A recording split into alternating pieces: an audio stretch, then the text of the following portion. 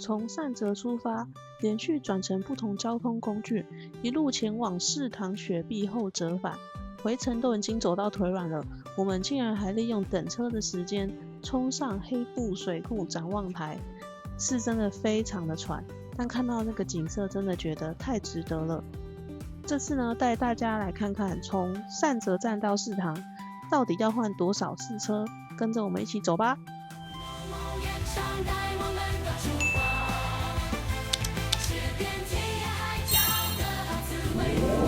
欢迎跟萌萌园长出来玩。从旅馆退房之后，10分钟的车程，我们来到了善泽停车场。这边的收费是1000元，可以停1整天。那其实在前面一点有免费的停车场，大概再走100-200公尺左右。但是我们还是选择停在最近的付费停车场，因为今天是非常耗费脚力的行程，所以我们决定拿现金换脚力。停好车之后呢，我们就要去取票了。从停车场往善泽站走，要稍微爬1-2段的楼梯。现在时间是早上的7点40分左右，不算是太早，但其实已经有蛮多的旅客要准备进山了。那车票呢，我们事先已经在网络上提前买好了，建议大家在一开放买票的时候就要先买，因为真的是非常的抢手。我们是提前了3个月在网络上买，才抢到7点50的票。那带大家去看取票的地方，原本以为流程很复杂，但只要出示订票资料，工作人员很快就把票给我们，前后不用5分钟。那现在我们拿到票，就准备去搭早上7点50的关店隧道电气巴士，正式开始今天的立山黑布行程。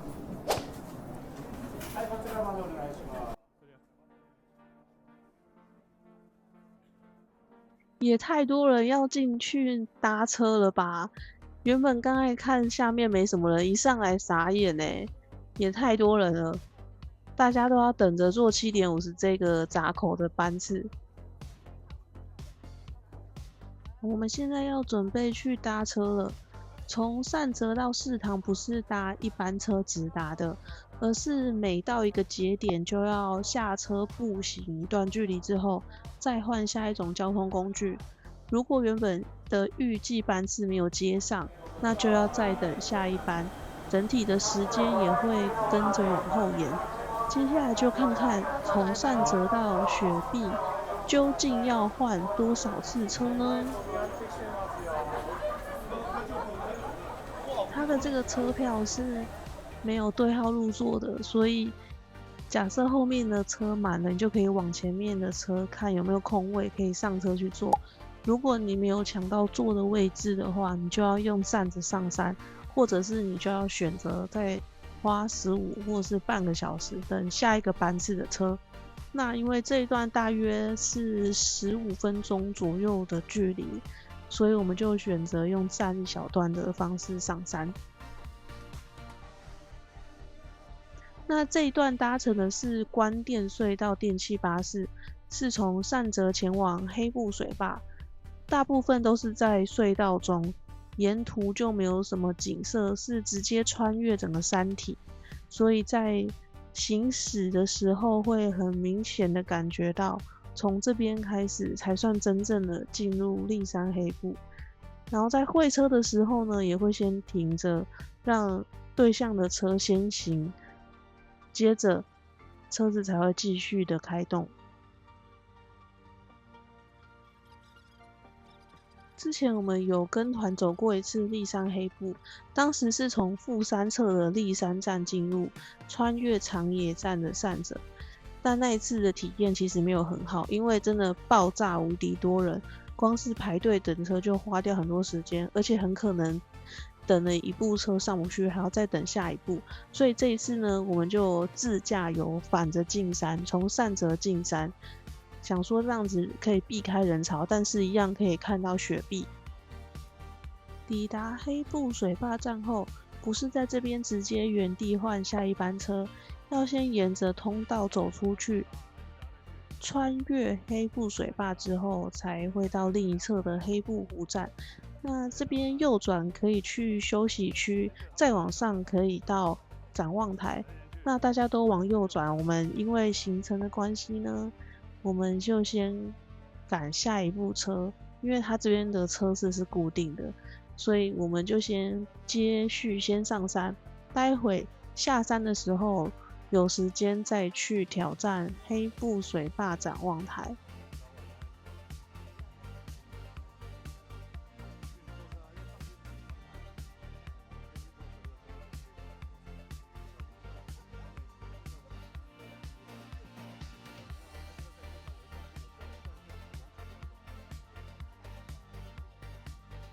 这个角落是黑布水坝的模型，有兴趣可以来看。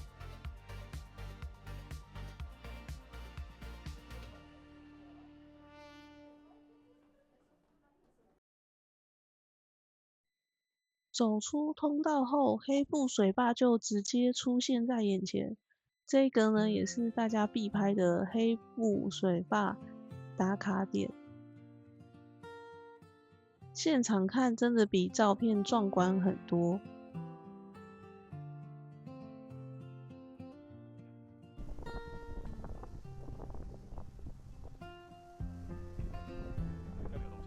接下来呢，我们就要穿过这一个水坝，才会到我们下一步的黑布湖站。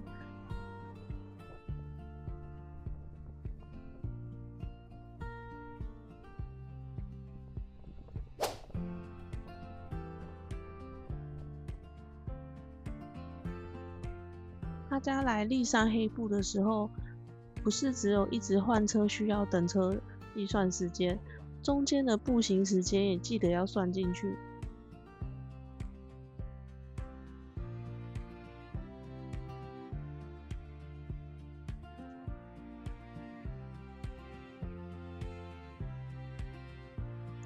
这边去程跟回程都是同一个路线，所以左边呢是顺向，去程是走左边，右边待会我们回程的时候就会从右边的通道走出来。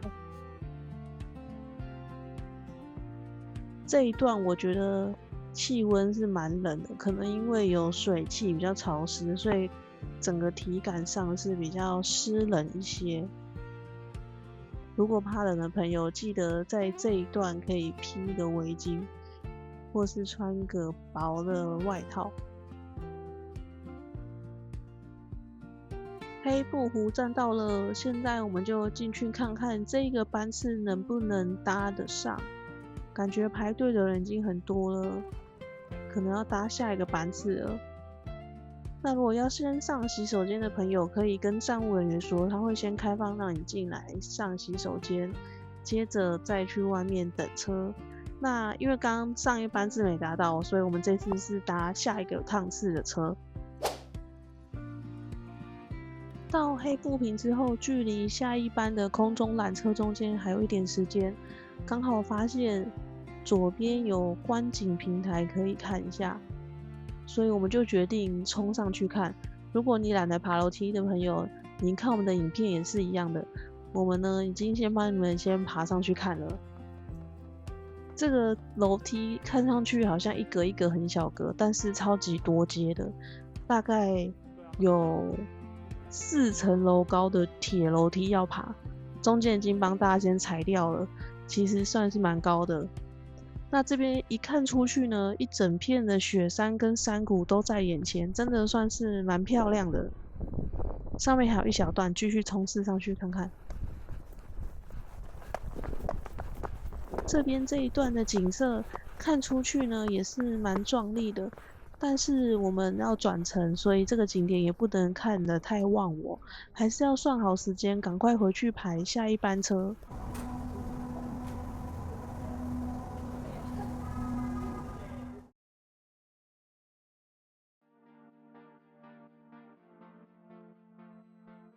现在呢，我们搭的这一段是立山空中缆车，这一段会从黑布坪一路上升到大关峰。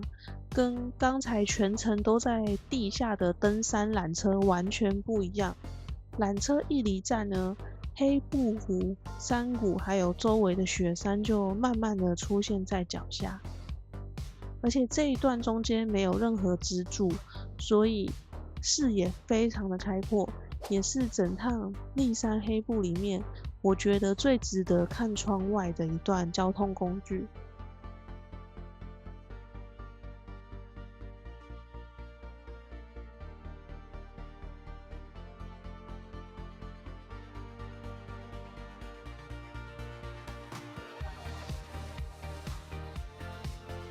搭着立山空中缆车抵达大关峰后，我们没有安排去下一班车，而是先往观景平台走。之前我们来过这个大关峰的观景平台，看出去非常漂亮，所以建议大家不妨这个观景平台可以来看看。而且它这一边的楼梯不用爬太多个，蛮值得来的。大家也可以先做一下笔记。大关峰的观景平台，楼梯少，然后景也漂亮。我发现这次他们旁边楼梯都有加问与答，如果你爬楼梯觉得很累、很喘的时候，可以休息一下，顺便补充这边的小知识。看完几个问与答的小知识之后，你也到达了大关峰的观景平台了。从这个门走出去，就到了观景平台外面。哇，今天整个包场没有人，因为我们今天是选早上的时间来，所以真的没有什么人。如果你想要拍到空景的话，真的务必劝大家一定要抢7:50的票。看到这个雪之口袋，想到我们上一次来立山黑布市研究所的毕业旅行，那时候还特地带着硕士服在这边拍毕业照。这次再回来，路线和心情都完全不一样，但看到熟悉的地方，还是会有一种原来已经过了这么久的感觉。看完大关峰的景色后，我们回到站内，准备搭乘最后一段的立山隧道电气巴士前往士堂。这次就是特地来看立山黑布开山，所以搭完这一段，就要正式进入今天最期待的雪之大谷。从大关峰到士堂，整段都在隧道里，刚好可以先休息一下，等着看开山后的雪壁到底有多高。搭完最后一段的立山隧道电气巴士，我们终于抵达士堂咯。这时候的站内还算是蛮空旷的，动线也很顺，完全没有像上次一样开山期间挤到爆炸。所以呢，我们就没有在站内停留太久，直接跟着指示往雪之大谷走。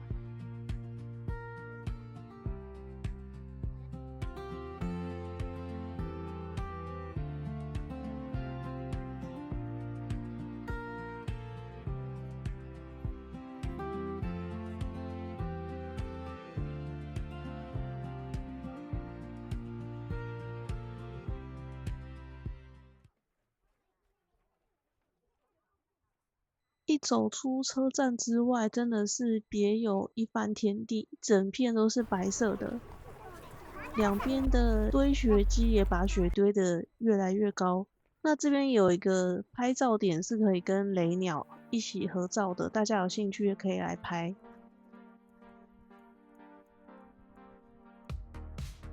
那我们就继续往前走，来寻找今年的雪碧标高尺在哪里。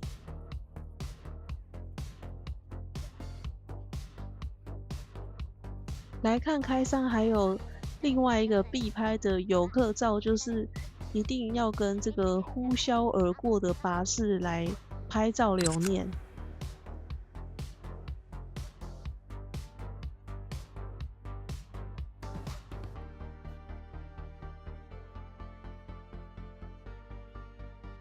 一开始看到这边有人拍照，然后旁边又有高度尺，还以为这就是今年开山的12公尺正式拍照点，想说很奇怪怎么这么简陋，而且完全不用排队，还拍得这么轻松，这我们也跟着拍，但是越看越不对，发现这好像只是施工标记，所以我们就继续再往前面走，才发现哇，原来这个大排长龙的才是真正的雪之大谷最高点拍照区。跟12公尺的雪地拍照之后，我们没有马上离开，还在旁边玩了一下。既然来都来了，就在雪上画一颗爱心，送给一路看到这边的你们。拍完照之后，我们就沿着原路往回走，走到一半，发现一个雷鸟小窝的造型被吸引住，原本只是想靠近看一下，发现旁边有一个岔路，别有洞天。一转进去，眼前有一整片的白色雪原，跟刚刚两侧高高的雪墙完全不一样。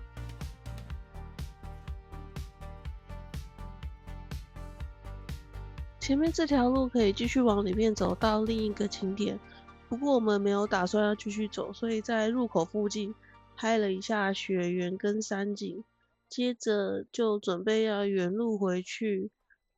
待会带大家去看一下四堂坪。拍完刚刚的雪原之后，我们就原路走回四堂站。刚才在雪之大谷是车站的另外一侧，接下来我们要先走回去四堂站之后，再往上面走，爬几层楼梯，有另外一个出口可以走出去看到四堂坪。这时候其实大家看到的人潮还不算很多，跟我上次来的时候整个大爆满的样子真的差非常的多。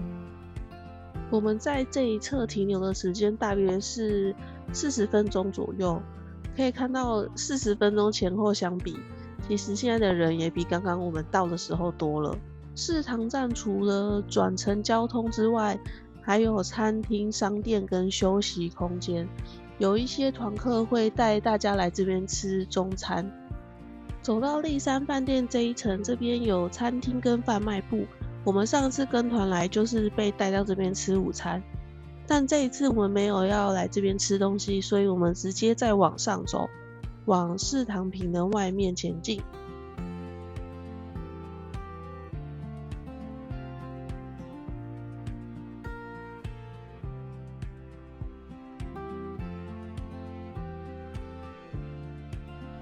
哇！一走出门，整片都是雪。这里就是四堂坪，跟刚刚两侧高高的雪之大谷完全不一样，视野更开阔，四周都是雪山。上次来这里是研究所毕业旅行，还穿硕士服拍照，把硕士帽丢向天空。这次呢就不丢帽子了，改带萌萌园长来玩雪。我们在四堂坪其实停留了大概20-30分钟。主要都是在拍照，现场看出去真的是蛮辽阔的，但如果一直放雪景的话会有点重复，所以就留下几个比较有代表性的片段。那接下来我们就差不多要准备下山了。从这个平台看出去，看到的是雪之大谷，从建筑物的另一边看过去，就是刚刚我们走过的四堂坪。在远远的山上还可以看到有人正准备从山顶上滑下来，这边放大给大家看一下，有看到有小小的黑点在移动吗？这种画面真的很有还在冬天的感觉。看完之后我们也准备搭缆车下山啦。接下来要把刚刚上山搭过的交通工具再一段一段的搭回去。回程这一次再搭空中缆车，刚刚来的时候忙着看路线，现在反而可以更轻松的看看沿途的雪山跟黑布湖。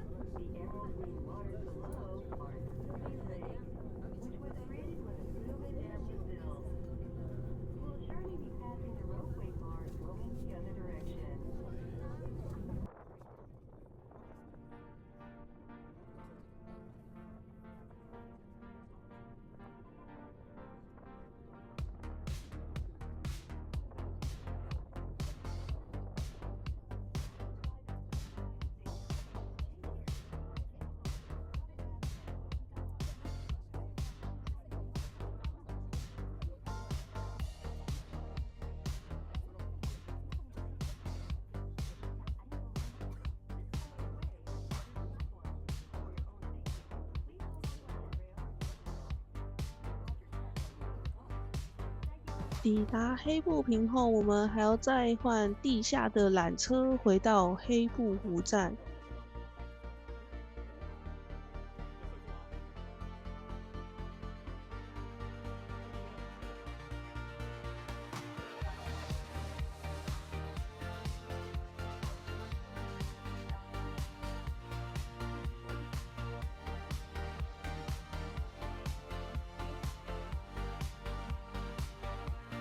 接下来我们要准备去搭乘黑布湖的地下缆车，要再一次的走过黑布水坝。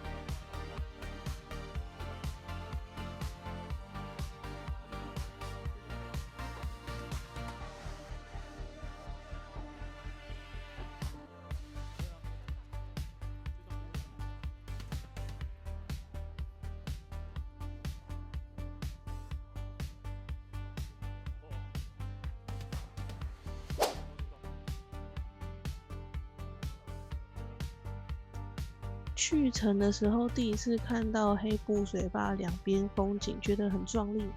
回程再走一次，觉得这段路好像比早上更长了。不过回程的角度也不太一样，可以更悠闲的看看湖面跟周边的山景。回程到水坝的时候，可以感觉到人潮变多了。早上来还算好走，现在不止坝顶上的人变多，沿途准备进山的旅客也一批一批的上来。这时候就发现说，早一点出发真的差很多。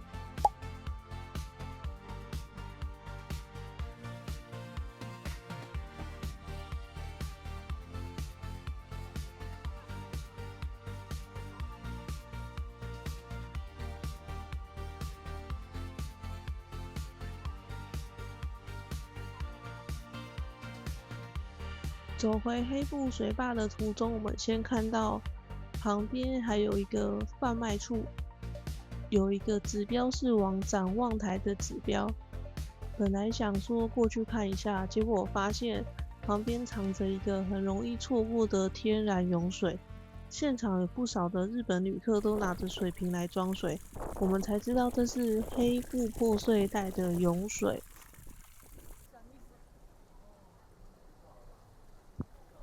既然看到了展望台指标，我们就开始想，距离下一班车大约还有半小时的时间，要不要干脆爬上去看看呢？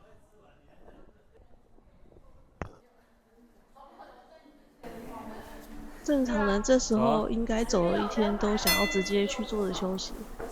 但我们就决定说，来都来了，就爬上去看看吧。一开始看到只有220层楼梯，应该很快吧？结果越爬越高后，发现我们走了一天，这时候每一阶都特别的有感。到这里还有160。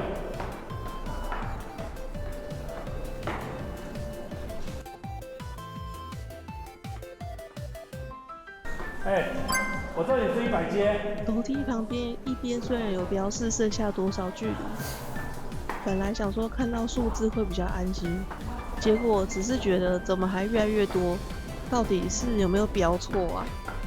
而且不止我们觉得很累，几乎每个爬到上面的人都会先站在旁边喘气扶腿。好不容易爬到最上面，大家一起来看看这个半小时的临时挑战到底值不值得呢？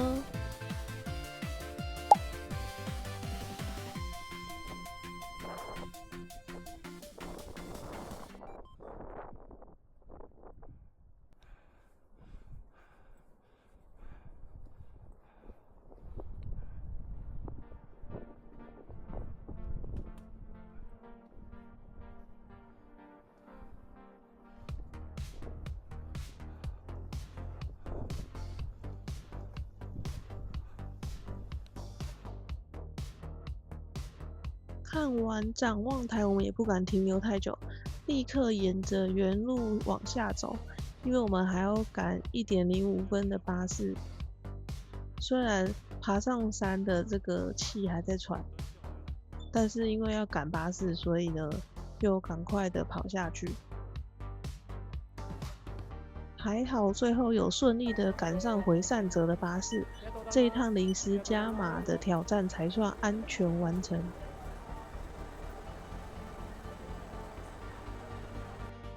这趟从善泽反向进山到四行看雪碧，再原路折返，实际走完之后，有几个重点一定要整理给大家。接下来就进入萌萌园长笔记，快速整理这次从善泽进山最需要注意的几件事情。